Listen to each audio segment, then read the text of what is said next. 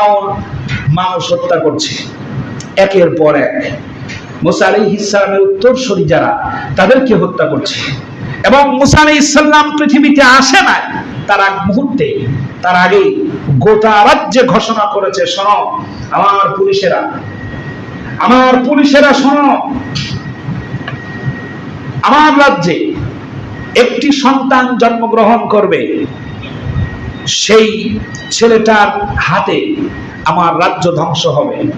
আমি চাই বনি ইসরাইলের এই সীমানার ভিতরে, মিশরের এই টোটাল সীমানার মধ্যে কোন পুত্র সন্তান যেন জন্মগ্রহণ করতে না পারে। এখন সন্তান দেন কে? আল্লাহ।